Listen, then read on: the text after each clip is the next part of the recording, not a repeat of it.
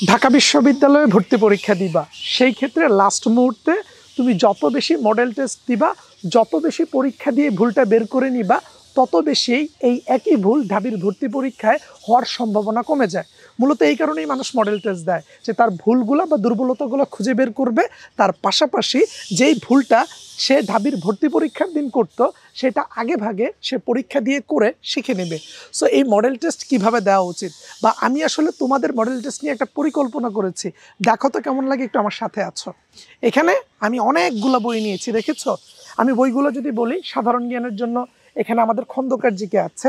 আমি ইংরেজি ফার্স্ট পেপারকে গুরুত্ব দিয়ে টেক্সট হ্যাক্স বইটা নিয়েছি। আমাদের এখানে ঢাকা বিশ্ববিদ্যালয়ের গ ইউনিটের প্রশ্ন ব্যাংক আছে, যেখান থেকে বাংলা, ইংরেজি, হিসাব বিজ্ঞান, ম্যানেজমেন্ট আমরা নিয়েছি। এখানে আমাদের সাধারণ জ্ঞানের জন্য মৌলিক জিকে, যে বইটা আমার নিজের লেখা, এই বইটা যারা অর্ডার করতে চাও পেজ ইনবক্স করতে পারো, এই বইটা আছে। আমাদের কাছে ম্যাজিক এমসিকিউ বইটা আছে। আমাদের কাছে অ্যাকাউন্টিংয়ের জন্য র্যাবস বইটা আছে।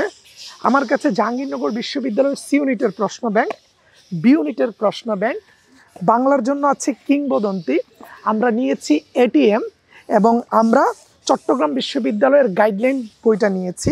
জাহাঙ্গীরনগরের বই আছে। আমরা আইসিটির জন্য জয়কলি প্রকাশনীর আইসিটি সাজেশন বইটাকে তোমাদের জন্য একসাথে করেছি।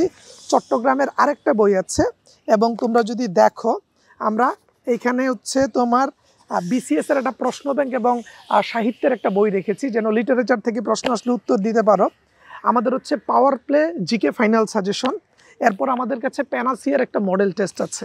তাহলে এতগুলো বইয়ের কথা কেন বলছি?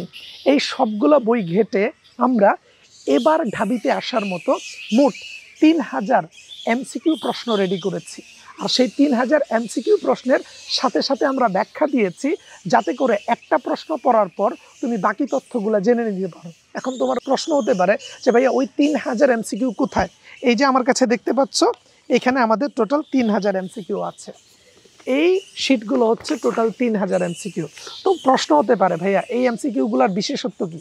আমরা যে কাজটা করেছি, আমরা একটা প্রশ্ন দেওয়ার পর ব্যাখ্যাতে ওই রিলেটেড আরও 4, 5, 6টা তথ্য দিয়েছি, যেন তোমার ফাইনাল রিভিশনটা একেবারে গুছানো হয়। উদাহরণস্বরূপ ধরো একটা প্রশ্ন করা হলো, ব্রাজিলের রাজধানীর নাম কি? উত্তর হচ্ছে ব্রাসিলিয়া। আমরা করেছি কি, আমরা দিয়েছি ব্রাজিলের রাজধানীর নাম ব্রাসিলিয়া, আর এই ব্রাসিলিয়ার সাথে সেম মিল আছে আরেকটা দেশের রাজধানী, সেটা হচ্ছে বেলজিয়ামের রাজধানী ব্রাসেলস। সেই ব্রাসেলসে নেটোর সদর দপ্তর অবস্থিত। নেটোর ফুল নেম হচ্ছে বা অ্যাব্রিভিয়েশন হচ্ছে নর্থ আটলান্টিক ট্রিটি অর্গানাইজেশন, যেটা প্রতিষ্ঠিত হয়েছে 1949 সালে। সেই 1949 সালে আবার আওয়ামী মুসলিম লীগ গঠিত হয়েছিল, যেখান থেকে মুসলিম শব্দ বাদ দিয়ে 1955 সালে মুসলিম শব্দ বাদ দিয়ে আমরা আওয়ামী লীগ, এখন যে রাজনৈতিক দলটাকে আমরা দেখি, সেই আওয়ামী লীগ 1955 সালে গঠিত হয়েছে। সেই 1955 সালে আবার বাংলাদেশে ভাষা আন্দোলনের প্রেক্ষাপটে বাংলা একাডেমি গঠিত হয়েছে। ব্রাজিলের প্রেক্ষাপটে অন্যতম গুরুত্বপূর্ণ একটা শহর হচ্ছে রিও ডি জেনেরিও। ওই রিও ডি জেনেরিওতে বিশ্ব ধরিত্রী সম্মেলন হয়েছিল। তার মানে দেখো, একটা সাধারণ জ্ঞান তথ্যের নিচে আমরা আরও 10টা তথ্য দিলাম, যাতে করে শেষ মুহূর্তে রিভিশনটা দারুণ হয়। তুমি যদি এই সবগুলো বই এই লাস্ট মুহূর্তে পড়ে রিভিশন দিতে চাও, তোমার পক্ষে কিন্তু সম্ভব না, কারণ এইখানে 15-20টা বই আছে। এই 15-20টা বই লাস্ট 1 মাসে পড়তে গেলে you are going to be mad literally. So আমরা করেছি কি, এই বইগুলা থেকে গুরুত্বপূর্ণ সবগুলো তথ্যকে চেয়েছে আমরা তোমাদের জন্য এই শীটটা বানিয়েছি। আমাদের এখানে মোট 50টা পরীক্ষা হবে, আর প্রশ্ন থাকবে 60টা করে। ঢাবির ভর্তি পরীক্ষায় যেভাবে 60টা এমসিকিউ থাকে, আমরা একেবারে সেমভাবে 60টা এমসিকিউ দিয়ে পরীক্ষা নিব।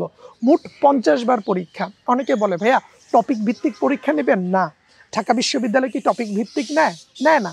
ঢাবি যেভাবে নিবে তুমি আমার কাছে সেইভাবে দিবা, আর তোমার মনে হবে যে 50 বার আমি ঢাকা বিশ্ববিদ্যালয়ে পরীক্ষা দিচ্ছি।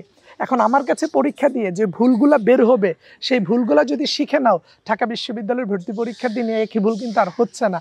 আর এই শিটগুলো লাস্টের দিকে রিভিশন দিয়ে গেলে 50 to 60% এমসিকিউ এইখান থেকেই কমন চলে আসে, কারণ এখানে অনেক তথ্য। 3000 এমসিকিউর সাথে নিচে যদি 4টা করেও এক্সট্রা তথ্য দেয়া থাকে, টোটাল 12,000 তথ্য জানা হয়ে যায় তোমার। সো লাস্ট 1 মাসে কেউ যদি এগুলোও পড়ে পরীক্ষা দেয়, তার প্রস্তুতি অনেক গুছানো হয়, কারণ এইগুলা অনেক সময় নিয়ে ঢাবিয়ান টপারদেরকে সাথে নিয়ে আমাদের অভিজ্ঞতার আলোকে এই বইগুলোর সমন্বয়ে আমরা প্রস্তুত করেছি। সো এগুলো কতটা ইম্পর্টেন্ট তুমি বুঝতে পারছো। এবং তুমি নিজে যদি এইগুলাকে তৈরি করতে যাও এই অল্প সময়ে পারবা না। সো আমাদের অভিজ্ঞতা এবং নতুনদের ইন্টেলিজেন্টকে আমরা কাজে লাগিয়ে এই জিনিসটা তৈরি করেছি। আমাদের এই এক্সাম ব্যাচে 50টা পরীক্ষা হবে, বাট কোর্স ফি মাত্র 500 টাকা, এবং তুমি প্রতিদিন 2টা করে পরীক্ষা দিতে পারবা। পরীক্ষার মধ্যে মেরিট পজিশন দেখা যাবে, নেগেটিভ মার্কিং থাকবে, এবং এখানে টাইমার দিয়ে টাইম সেট করা থাকবে। সারা বাংলাদেশে তোমার পজিশন কত হচ্ছে তুমি দেখতে পারবা। তুমি দেখতে পারবা কত মিনিটের মধ্যে তুমি ঢাবির ভর্তি পরীক্ষার প্রশ্ন ক্র্যাক করতে পারছো।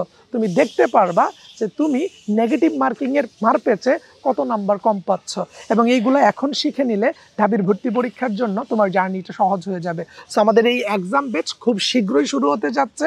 বিস্তারিত জানতে তুমি পেজে ইনবক্স করো, আমাদের নিচের যে 2টা নাম্বার দেখছো এগুলাতে কল দাও। এবং প্রো উইথ স্বাধীন আমরা অ্যাডমিশন নিয়ে কাজ করছি দীর্ঘ প্রায় অনেক দিন ধরে। সো তুমি আমাদের ফেসবুক পেজে যদি ভিডিওটা দেখো, সেম নামে ইউটিউব চ্যানেল আছে প্রো উইথ স্বাধীন, সেখানে সাবস্ক্রাইব করে রাখতে পারো।